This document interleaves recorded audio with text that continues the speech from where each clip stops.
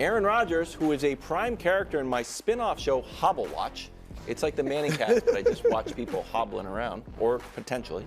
I'm just saying, if Lamar Jackson's like, 90% myself, 10%, who knows what's going on with my body, I'd be like, what? It's a major issue. But Aaron Rodgers like, yeah, sure. Okay, Brou, your reaction. I mean, I don't like it. I adore it! I adore this! I cannot believe I fell for that. I cannot believe that. Y'all keep sleeping on my thespian skills. Because he went head this way. He never does that. He really tricked you. I don't like it. No. Isn't this how you want your quarterback talking? Especially a guy that's already gotten a Super Bowl. And you know, I've been critical of him in the big NFC Championship games. But the dude has a Super Bowl. All right, he has the clout to say this. It's not a guy that's never won, a guy that's always failed year after year in the postseason.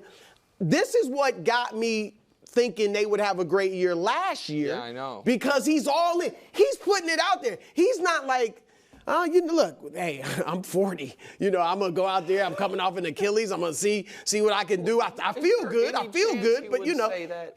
I like him talking like this. Okay. He is bringing all the smoke. Because we will replay this. If they go 7-10 again, we will replay. You were talking about Super Bowl. You were talking about MVP. By the time and you were the 10th best quarterback in the AFC. No. So he's saying, give me the smoke.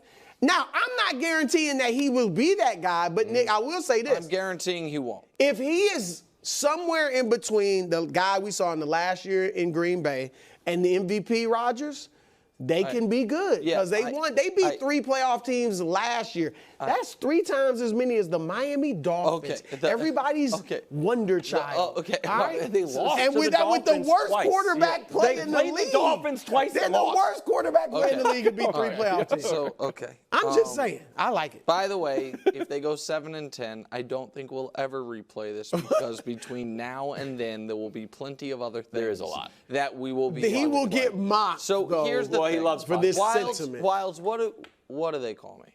Mr. Consistency. Thank you, Wilds. And the reason that I strive to be that is because I understand that I have a lot of opinions on here that people are like, man, do you really believe that? Like they think that I'm performing or whatever. Right.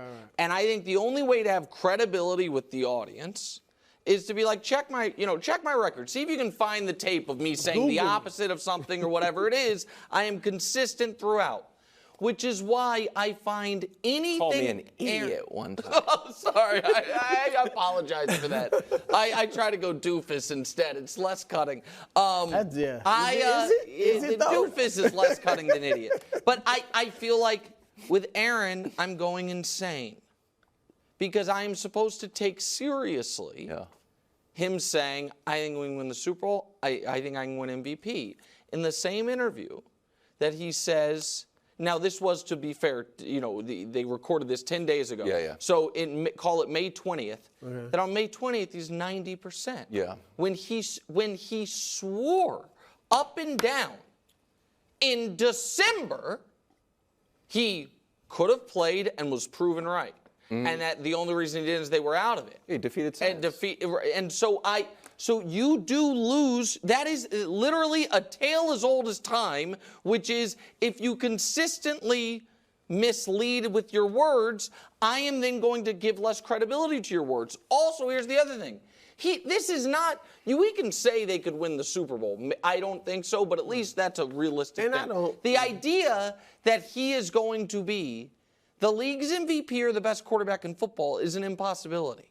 That is not on the board. Now, he's not, I don't care what he does, he's not better than Patrick Mahomes, but last year was a year when no one had outrageous numbers, right? And Lamar Jackson went, and credit to him, he played well, but you know what I'm saying? If we have another year where nobody throws 35 touchdowns, I just don't. I'm not saying he'll do it, but I'm just saying, is that impossible? Why is it impossible? I think it is impossible for a 40-year-old quarterback who the last time he played football was a down year for him with an offense coordinated by Nat Hackett, head coached by Robert Saleh, that they're going to be the MVP of the league. I think that's impossible.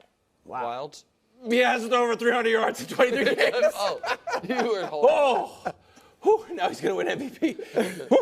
Justin Jefferson just got paid. League's best wide receiver, also now the richest. 4 years, 140, 110 guaranteed. It's the richest deal for a non-quarterback ever, but still short of Daniel Jones money. Most guaranteed money among wide receivers. Justin Jefferson at 1. A lot more. Yeah. A.J. Brown at 2. Yeah. Also, well, I guess Cooper Kupp won a championship. Yeah. On that deal?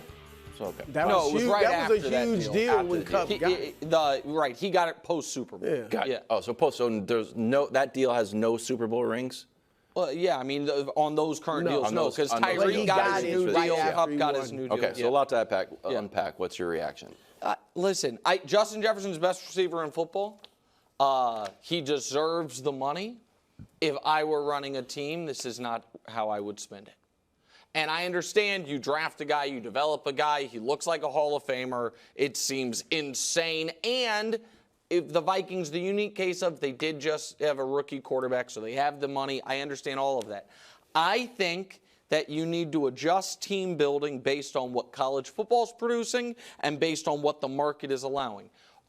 So I would overpay at offensive line. Yeah. Because they never come available in free agency. You know what I mean? Like the best offensive linemen available in free agency are usually above average. Or Tyron Smith's case, who's a Hall of Fame player, but older and injured.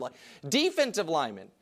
Christian Wilkins is a really good, but not great player, and he set the new record for his position because those guys don't hit free agency. Wide receiver and corner, to be honest with you, are the two spots I would be like, yeah, we will draft and develop, and we will see what's available in the second and third wave of free agency because I think college football has changed so much where they are not producing as quality offensive linemen. The people who study this can tell you why better than I can. And there is a surplus of pass catchers and guys guarding pass catchers. And so I get it. If I were running the Vikings and I was like, hey, we're trading Kirk Cousins or moving on from Kirk Cousins, would I have flirted more with can we get more than what the Rams got for Jalen Ramsey for Justin Jefferson? Yeah, I probably would. And they flirted with what? Trading Jefferson and trying to get Malik Nabers? Yes, correct. Yeah. So your strategy is clearly like the Chiefs. Well, that happens to be the case. But they have Patrick Mahomes. Yeah. That's the thing. Look, I think what they're doing, Kevin O'Connell, we know, is from the Sean McVay, Kyle Shanahan tree. And so I think he at least is looking at San Francisco and saying, okay, they got Mr. Irrelevant. Now, obviously, Purdy's much better than that. But still, the guy that was drafted last in the draft is playing quarterback, and they have a bunch of great skilled players around him. And they are doing the same thing because they got Addison. They just got Aaron Jones. Like, they got some skilled players. And I know they feel like J.J. McCarthy can step in there and paint by numbers and do our offense, or Sam Darnold, who was just in San Francisco coming off the bench. I'm just saying, I mean, obviously, I think they want McCarthy to be the guy, of course, probably even this year at some point. But I think that's their thinking. It'll be interesting 5 to 10 years from now. Are we looking back and everybody's like, man, they were overpaying? There's a wide receiver bubble because there's just so many. Somebody's got to be wrong, is my point.